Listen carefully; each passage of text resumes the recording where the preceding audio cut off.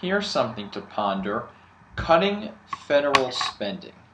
The budget is set to be released by the Obama administration for the next federal fiscal year tomorrow, as well as, luckily, the Senate passed their first budget resolution in a really long time, something around a dozen years or something like that. That was for this year.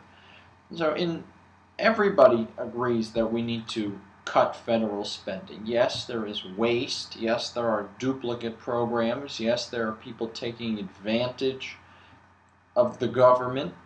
Absolutely. But then at the same time, there are programs that we need to increase funding. We need to increase funding for education.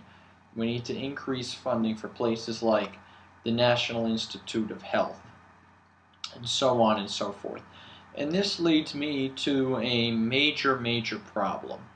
In theory, everybody agrees that we need to cut spending. Everybody agrees that the government is spending too much money, that our budget deficit is too high, and that the deficit is only getting higher by the second, literally.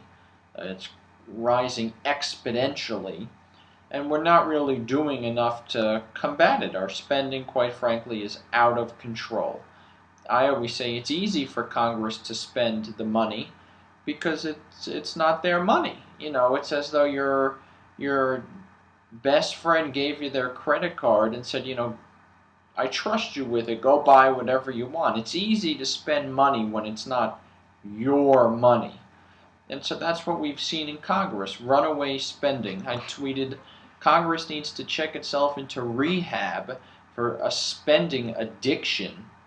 And this is on both sides of the aisle, Democrats and Republicans.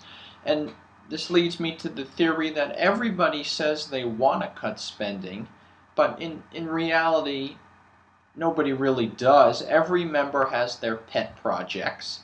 And if you added up every pet project of all 535 members of Congress, that would be all the federal spending that we currently do. Every member of Congress says, I love to cut spending, but just don't cut this program that I love, or don't cut this program that comes to my district. Here's a list of 10 things you can cut, as long as you don't cut, what happens in my district.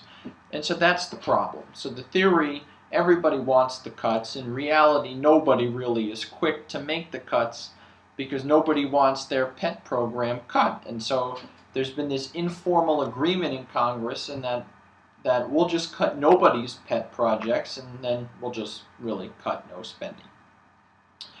Another problem is that there are some lobbies out there, such as, say, AARP, as an example, who the second even minuscule cuts to certain things are talked about, they pounce on it. They have a lot of clout, they donate a lot of money, and they, quite frankly, scare the heck out of members. And some members don't make the cuts. I mean, for instance, just today, this week, the Congress and the Pentagon agreed to a 1% cut, 1 percentage point cut in the annual cost of living increase in military pensions for veterans under the age of 62. This was agreed on by Congress 2 months ago. The Pentagon supported this. Well, 1 percentage point cut, it was just agreed upon. The veterans lobby jumped on it, and Congress reversed it quickly because they didn't want to piss off a very big lobby. Another example, the President releases his federal budget for fiscal year 2015 tomorrow. There was a little provision in there that curbed the cost of living increase for Social Security recipients. Now, in the midterm election this November, elderly people vote in midterms more so than younger people, than immigrants, than people who are not white. Old white folks vote in states like Florida and elsewhere, and they end up making the difference in these elections. You don't want to piss those people off, and so you quickly saw Obama remove this line from the budget. And something that I compared this to with this theory and this pet project idea is the idea that people are fed up with Congress, they hate Congress, and yet they always re-elect over 90% of the members of Congress. It's again the idea that people are fed up with Congress, they hate Congress, they think Congress is doing nothing, but oh, I love my member, can't stand Congress, but I'm going to re-elect my member because I like my member, you know. I'm a liberal from Connecticut, I can't stand that Ted Cruz from Texas, but I love my member, so I'm going to re-elect them.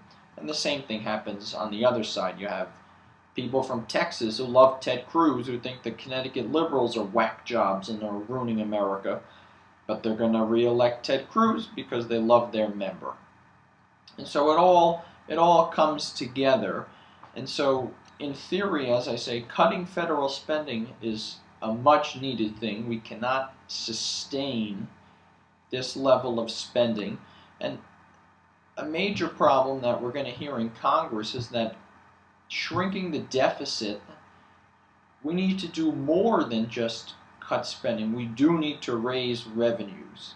And that raising revenues is code word in Washington for raising taxes.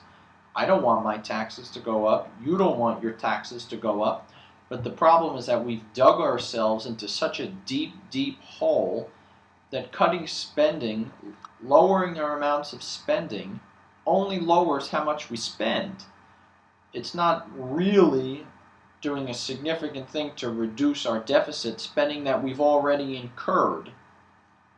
So yeah, we're going to have to raise revenues. That's going to be a big conversation that we're going to hear in the next few years. So there's something to ponder.